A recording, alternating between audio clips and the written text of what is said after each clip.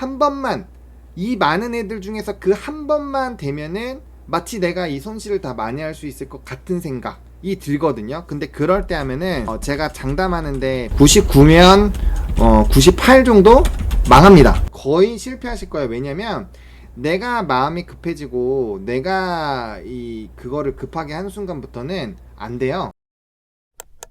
실패를 하면 어떤 게 생기냐면 공포가 생기는데, 지금 이제 무엇을 사야 할지 모르겠고 매수하는 게 너무 무섭다, 또 떨어지는 거는 아닌가. 그래서 이럴 때 이제 마인드 컨트롤을 어떻게 해야 할까가 오늘의 핵심이에요. 이게 이제 대부분 좀 많이 가지고 있으실 만한 내용일 것 같아요. 자, 일단 첫 번째, 남들이 벌고 있는 것 같은데 내가 만약에 못 벌고 있으면 슬퍼요. 되게 슬퍼요. 그래서 무슨 베팅을 하냐면 약간 무리한 베팅을 많이 하게 됩니다. 예를 들면은 카카오페이를 봤어요. 얼마나 짜증나겠어요, 이거 보면은. 그러니까 이런 것들을 이제 풀베팅을 하는데, 요런 장이 실제로 매매해 보시면은 매우 하드하거든요. 그래서 이거는 지금 시장은 제가 자꾸 좀 가벼운 금액으로 하라고 말씀을 드리는 이유가, 순환매가 엄청 빠른 시장이에요. 엄청 빠른 시장에서 제가 좀 묵직한 포트 만들지 말라고 자꾸 말씀을 드리는 이유는, 요 순환매 잘못 얻어 걸려서 만약에 이제 1억이 들어갔어요. 한 번에 마이너스 10% 얻어맞아요. 뭐 예를 들어 LIG 넥슨 들어갔는데 하루 이틀 만에 마이너스 20% 해가지고 지금 2천만원 날라가잖아요. 날라가면 만약에 이걸 손절을 했어요. 손절한다고 칩시다. 손절을 했어요. 그러면은 뭐 들어가시겠어요? 20%를 만회하기 위해서 어떤 종목 들어가시겠어요? 지금 제가 얘기하고 있는 좀 안 간 애들, 뭐 예를 들면 삼성전자를 사시겠어요? 현대차 사시겠어요? 절대 못 사요.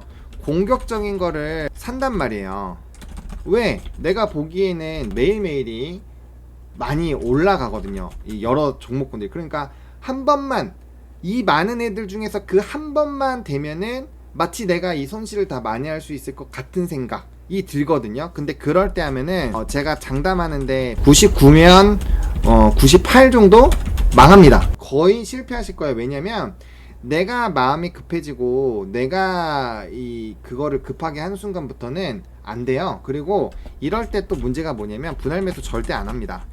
그냥 한 번에 거치로 넣어요. 제가 거치로 넣지 말자고 계속 말씀을 드리잖아요. 이렇게 말씀을 드리는 이유가 뭐냐면, 지수가 높을수록 우리가 무슨 생각을 해야 되냐면, 지수가 높을수록 다들 수익이에요. 다들 수익이란 얘기는 뭐냐면 언제든지 포지션을 바꿀 수 있는 상황이에요. 이 얘기가 뭐냐면, 나는 만약에 뒤늦게 포지션을 잡았기 때문에 지금부터 올라야지만 수수료 같은 거 포함해서 수익이 생기잖아요. 근데 그들은 이미 수익이에요. 그러니까 언제든지 이게 안 갈 것 같고 다른 게 돈이 될 것 같다라고 생각을 하면은 바로 던지고 넘어갈 수 있어요.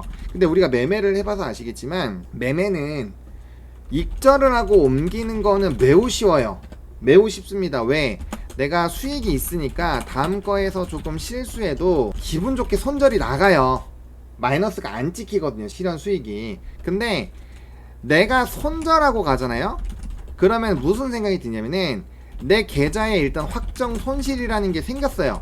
그러면은 선택이 매우 무겁습니다. 그리고 약간 예를 들어 샀어요. 내가 사자마자 한 2% 빠지잖아요. 그러면은 입에서 막 욕 튀어나와요. 이씨 막 이게 뭐야 이러면서 막 입에서 욕 튀어나오고 마이너스 한 4, 5% 정도 흔들잖아요. 그럼 또 손절 나와요.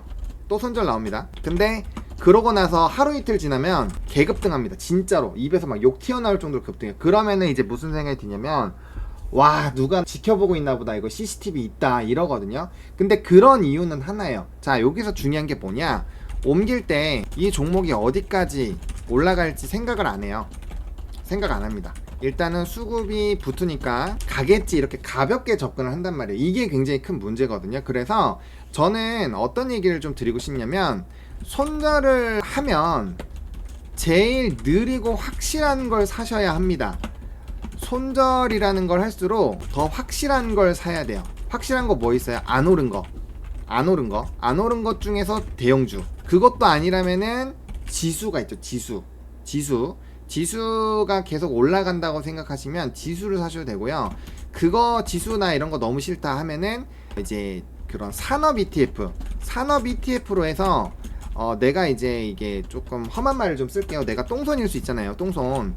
내가 이제 두 개 중에서 하나 고르면 꼭 한 개 안 가고 내가 고른 거 안 가고 딱 고민하던 거 막 가는 분들이 있어요. 그래서 그런 상황이라면 산업 ETF라도 골라서 확정 수익을 얻을 수 있게끔 세팅을 하는 게 매우 중요합니다. 그러니까 지금 이러한 좀 압박감이 있으신 분들이 많을 거예요. 내가 현금이 있는데 매일 올라서 매우 짜증나시는 분들도 분명히 있으시거든요. 여기서 중요한 거는 그런 감정을 느끼신다면 오히려 매매를 저는 쉬셨으면 좋겠어요.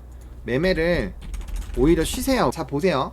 제가 이때 죽어라 외쳤거든요. 진짜 사야 된다고. 제가 이때 죽어라 사야 된다고 제가 3%나 이런 댓글창에서 사람들한테 욕 엄청 먹었잖아요. 아, 도대체 이때 아니면 언제 사냐, 우리나라 너무 싸다, 막 이렇게 했다가 막 엄청 욕 먹었잖아요. 그러니까 그럴 때에 샀었던 분들은 팔아도 계속 올라가기 때문에 비중이 별로 안 줄어요.